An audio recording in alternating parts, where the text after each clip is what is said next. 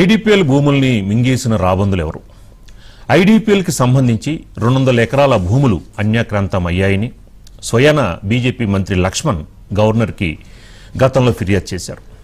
పోరాడాల్సిన BJP ఇప్పుడు silent ఎందుకయింది? BJP నేతలు ఎవరు ఆ తర్వాత నోరు మెదపలేదు ఎందుకని? ఇటు బీఆర్ఎస్ ఎమ్మెల్యే మాధవరం కృష్ణారావు, జాగృతి అధ్యక్షురాలు కవిత పరస్పరం ఆరోపణలపై రాష్ట్ర ప్రభుత్వం ఎలాంటి విచారణ జరపబోతోంది? ఇప్పటికే విజిలెన్స్ విచారణకి ఆదేశించినప్పటికీ కొందరు బడా బిల్డర్లు అంత ధైర్యంగా ఎలా ఉండగలుగుతున్నారు? కవరేజ్కి వెళ్లిన మహాన్యూస్ ప్రతినిధులపై దాడులకి ఎందుకు తెగబడ్డారు? ఒకరు కాదు, ఇద్దరు కాదు, కొంతమంది బిల్డర్లు కొమ్మక్కై ఈ భూముల్ని ఆక్రమించారా? వీరికి ప్రభుత్వంలో పెద్దల అండదండలు కూడా ఉన్నాయా? ఐడిపిఎల్లో మాయమైన ఆ 200 ఎకరాల లెక్క తేల్చే పనిలో ఉంది మహాన్యూస్. ఈ క్రమంలో కవరేజ్కి వెళ్లిన మహాన్యూస్ ప్రతినిధులపై దాడికి ప్రయత్నించడమే కాకుండా బెదిరింపులకు దిగింది A2A హోంల్యాండ్. అయినా మహాన్యూస్ వెనక్కి తగ్గలేదు. 2 రోజులుగా ఎక్స్క్లూజివ్ గ్రౌండ్ రిపోర్ట్లు చేస్తూనే ఉంది. ఈ క్రమంలో ఇవాళ కూడా మా ఇన్పుట్ ఇన్ఛార్జ్ అజిత్ గారు ఐడిపిఎల్ నుండి సంచలన గ్రౌండ్ రిపోర్ట్ ఇచ్చారు. అందులో బయటపడిన సంచలనాలు ఏంటో ఇప్పుడు ఒకసారి చూద్దాం. ఈరోజు మనం చూస్తూ ఉన్నాం, ఇక్కడ చాలా స్పీడ్గా బహుళ అంతస్తుల హై రైజ్ టవర్స్ ఇక్కడ నిర్మాణం సాగుతోంది. ఈ నిర్మాణం ఎవరిదో కాదు, ఈ భూమి ఎవరిదో కాదు, ముఖ్యంగా ఈ దేశ ప్రతిష్టని ఒకనాడు పెంపొందించి మన భారతదేశాన్ని మొత్తం అంటే మెడికల్ మ్యానుఫ్యాక్చరింగ్లో భారతదేశాన్ని ప్రపంచంలోనే నెంబర్ 1గా ఉంచిన ఐడిపిఎల్ పరిశ్రమకు సంబంధించిన భూములు. ఈ భూములకు సంబంధించి ప్రధానంగా ఆ రోజు కార్మికులు ఐడిపిఎల్ని రక్షించుకుంటూ ఐడిపిఎల్లో మొత్తం ఈ దేశానికి అవసరమైన మందులు, దేశ ప్రజలకి అవసరమైన మందులన్నింటినీ కూడా తయారు చేస్తూ వాళ్ళ ప్రాణాలు పణంగా పెట్టి మరీ తయారు చేసి ఆ తర్వాత ప్రపంచానికి ఎక్స్పోర్ట్ చేసి ఈ దేశ ఎకానమీని కూడా పెంచిన ఐడిపిఎల్ కార్మికులు ఆ తర్వాత ఒకేసారి ఐడిపిఎల్ పరిశ్రమ లాకౌట్ ప్రకటించగానే కార్మికులందరూ కూడా రోడ్డును పడ్డారు. లాకౌట్ ప్రకటించిన తర్వాత ఐడిపిఎల్ లాకౌట్ అయిన తర్వాత ఇటు ముఖ్యంగా కార్మికులు రోడ్డును పడ్డారు, అనేక మంది ఈవెన్ ఆకలి చావులకు కూడా చనిపోయారు. కానీ ఆ భూములు మాత్రం విలువ పెరిగింది. నగరం నడుమ ఉన్న ఆ భూములకు సంబంధించి ఆ భూముల మీద రాబందులు వాలారు. ఆ రాబందులు ఈరోజు హై రైజ్ టవర్స్ ఆ భూములు వాళ్ళవి కాదు. అదేవిధంగా ఈవెన్ కట్టే డెవలప్మెంట్ అగ్రిమెంట్కి సంబంధించి వాళ్ళకి సంబంధం లేదు. మొత్తం మీద హై రైజ్ టవర్స్ ఎంత శరవేగంగా నిర్మిస్తున్నారో మనం చూస్తున్నాం. ఒకవైపు రాష్ట్ర ప్రభుత్వం ఐడిపిఎల్ భూముల మీద మొత్తం స్వాధీనం చేసుకుని హిల్ట్ కింద దాని కన్వర్షన్కి సంబంధించి ఒక ప్రణాళిక రూపొందించిన నేపథ్యంలో విజిలెన్స్ ఎంక్వైరీ కూడా నడుస్తోంది 890 ఎకరాల మీద. ఆ ఎంక్వైరీలు అన్నీ కూడా బేఖాతరు చేసి ఇంత పెద్ద ఎత్తున బహుళ అంతస్తుల భవనాల్ని నిర్మిస్తూ ఎక్కడా కూడా ఆగకుండా పైపెచ్చు ప్రశ్నించిన వాడి మీద దాడి చేస్తున్నారు. ఈ నేపథ్యంలోనే ఒక్కొక్కరుగా ప్రజా సంఘాలు అందరూ కూడా ఐడిపిఎల్ భూముల రక్షణ కోసం అందరూ కూడా ముందుకొస్తున్నారు. ప్రస్తుతం మనం చూస్తున్నాం వామపక్షాలకు సంబంధించిన నాయకులందరూ కూడా ఇక్కడ ప్రశ్నించడానికి వచ్చారు. ఇక్కడ మనం చూస్తున్నటువంటి అపార్ట్మెంట్లు ఒకప్పుడు ఇదంతా ప్రభుత్వ భూమి. ఆ రోజు ఉన్నటువంటి ప్రభుత్వం ఐడిపిఎల్ కోసం 902 ఎకరాలను ఇచ్చినటువంటి పరిస్థితి. ఈ ఐడిపిఎల్ తర్వాత తన మనుగడలో సాధించకపోవడం, ఈ అప్పుడున్నటువంటి కేంద్ర ప్రభుత్వం తీసుకొచ్చినటువంటి నూతన ఆర్థిక విధానాల వల్ల ఆ ఐడిపిఎల్ తన మనుగడను కోల్పోయి ఆ ప్రభుత్వ భూములను అలాగే ఉంచడం, నేడు గత ప్రభుత్వం నుంచి కొనసాగింపులో భాగంగానే ఈ ప్రభుత్వ భూములను ఒక్కొక్కరుగా కబ్జాలు చేసుకుంటున్నారు. ఇప్పుడు ఇది ప్రతి ఒక్కరికి తెలిసిందే. ఇక్కడ ఉన్నటువంటి అన్ని భూములు ఏ ఒక్కరి సొత్తు కాదు. ఇదంతా 376, 342 అదేవిధంగా 278 సర్వే నెంబర్లన్నీ ఇక్కడ ఉన్నటువంటి ప్రభుత్వ భూములని ప్రతి మ్యాప్లో కూడా తెలుసు.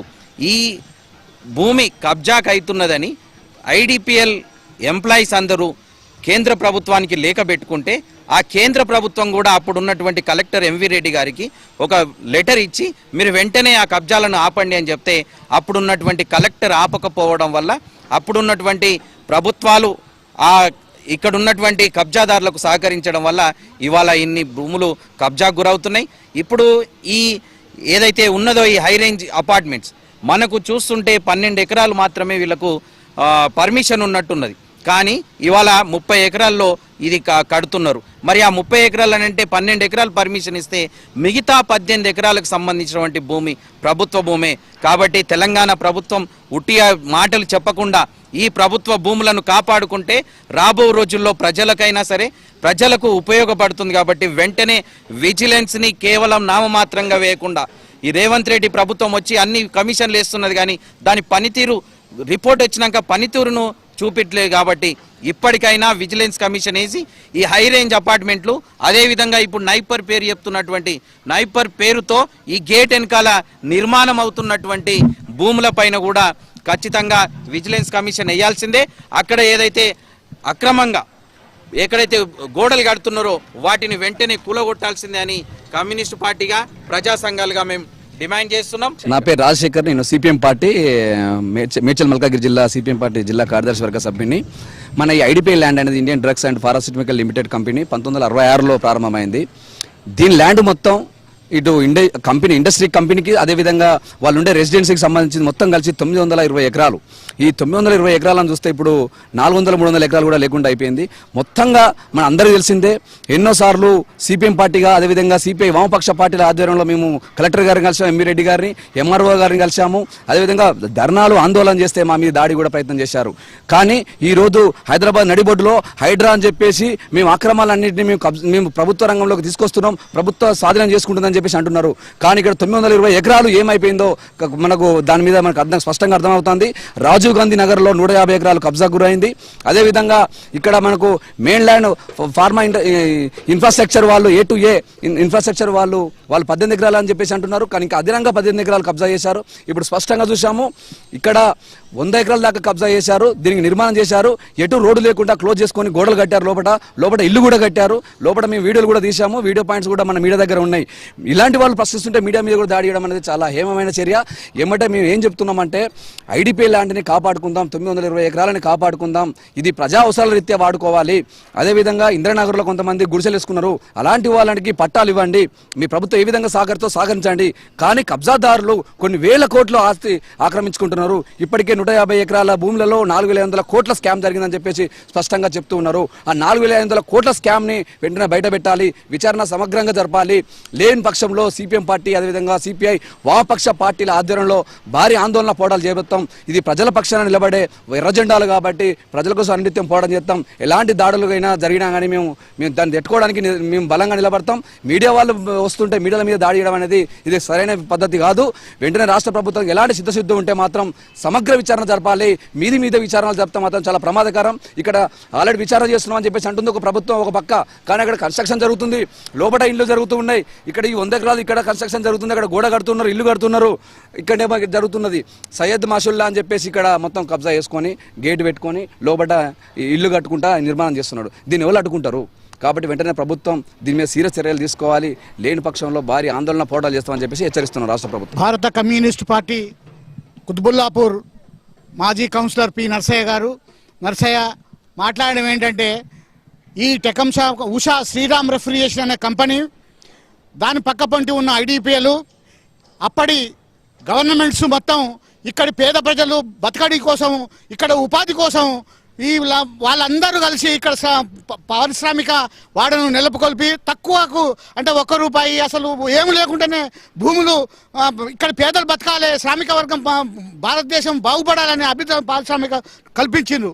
అట్టి భూములను కొంతమంది స్వార్థపరులు కలిసి ఆ భూములను మొత్తం ఆ ఇండస్ట్రీ వర్కర్స్ని మొత్తం బయటికి వెళ్ళగొట్టి ఇప్పుడు ఆ పారిశ్రామిక వాడలను మొత్తం ఇప్పుడు భూ కబ్జాదారులు మొత్తం కబ్జా చేసి అపార్ట్మెంట్స్ కట్టి మొత్తం ఇక్కడ ఉపాధి లేకుండా చేస్తున్నారు. కాబట్టి దీన్ని తక్షణమే ఈ గవర్నమెంట్ దీన్ని ఆపి దీని మీద పెద్ద ఎంక్వైరీ చేసి పేద ప్రజలకు కానీ గవర్నమెంట్ కానీ ఈ భూములన్నీ తీసుకురావాల్సిందిగా భారత కమ్యూనిస్టు పార్టీ ఒకసారి కోరుకుంటుంది. ముఖ్యంగా మీరు కనుక పనిచేయకపోతే ఎర్ర జెండాలు పూని మేమే దీన్ని చేయడానికి సంసిద్ధతగా ఉన్నాం.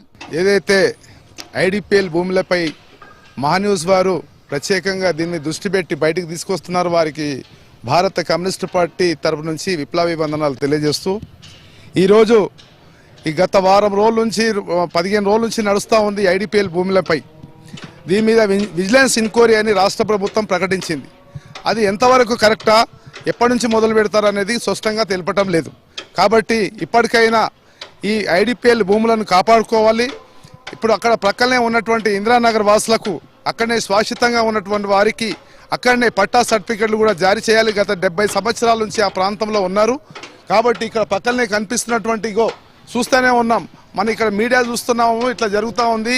ప్రభుత్వం ఎంక్వైరీ అంటుంది, విజిలెన్స్ ఎంక్వైరీ అంటుంది, అక్కడ విచ్చలవిడిగా పని జరుగుతుంది. చూడండి, ఇంత దౌర్భాగ్యమా? కాబట్టి ఇప్పటికైనా ప్రభుత్వం స్పందించి వెంటనే ఐడిపిఎల్ భూములను కబ్జాదారులను వెంటనే వాళ్లకు కఠిన చర్య తీసుకోవాలి. వాళ్ళ ఈ భూములు ఐడిపిఎల్ భూములకు ఉన్నటువంటి విషయాలన్నీ స్వాధీనం చేసుకోవాలి. లేని పక్షంలో మేము భారత కమ్యూనిస్టు పార్టీ పరంగా ఇక్కడనే గుడిసెలు వేసి ఎర్ర జెండాలు పాతి ఇక్కడనే భూ పోరాటం మొదలు పెడతామని ఈ సందర్భంగా తెలియజేస్తా ఉన్నాం. నా పేరు హరినాథరావు, కుత్బుల్లాపూర్ మండల అసిస్టెంట్ సెక్రటరీని. గతంలో నేను కూడా ఐడిపిఎల్ కంపెనీలో టెంపరవరీగా పనిచేశాను. టెంపరవరీగా పనిచేస్తున్నప్పుడు ఇదంతా ఐడిపిఎల్ ల్యాండ్, చాలా వర్కర్స్ తోటి నిగనిగలు ఆడేది. అలాంటి ఐడిపిఎల్ కంపెనీ గవర్నమెంట్ బంద్ చేసిన తర్వాత, బంద్ అయిన తర్వాత ఐడిపిఎల్ ఎంప్లాయీస్ వాళ్ళకు రావాల్సిన బెనిఫిట్లు ఇవ్వకుండా, ఎంప్లాయీస్కు బెనిఫిట్ ఇవ్వకుండా ఇలాంటి కబ్జాదారులకు భూమి అమ్మి ఇలాంటి ఇన్ని అంతస్తుల బిల్డింగులు కడుతున్నారు. ఇప్పటి వరకు ఎంప్లాయీస్కు ఇక రావాల్సిన బెనిఫిట్ రాకుండా ఎంప్లాయీస్ ఇది చేస్తుంటే కబ్జాదారులకు భూములు అమ్మి ఆ పైసలన్నీ గవర్నమెంట్ ఏం చేస్తుంది? గవర్నమెంట్కు వర్కర్ మీద లేనిది భూ కబ్జాదారులకు భూములు ఇచ్చి ఈ బిల్డింగులు కట్టించి మరి గవర్నమెంట్ వాళ్ళకి ఇవ్వకుండా వీళ్ళకి అమ్ముకుంటుంది. కాబట్టి ఇలాంటి దాన్ని వామపక్షాలు ఖండిస్తున్నాయి. దీంతో పాటుగా ఒకవేళ ఇది తక్షణమే గవర్నమెంట్ చర్య తీసుకొని దీని మీద ఇది చేసి ఎంక్వైరీ చేసి చేయకపోతే గిన ఈ గేట్లు మొత్తం పగలగొట్టేసి మిత్రపక్షాలు అయినటువంటి అన్ని పార్టీలను కలుపుకొని ఎర్ర జెండాలు వాతి ఎక్కడనైతే ఇండ్లు లేని వాళ్ళు ఉన్నారో వాళ్ళ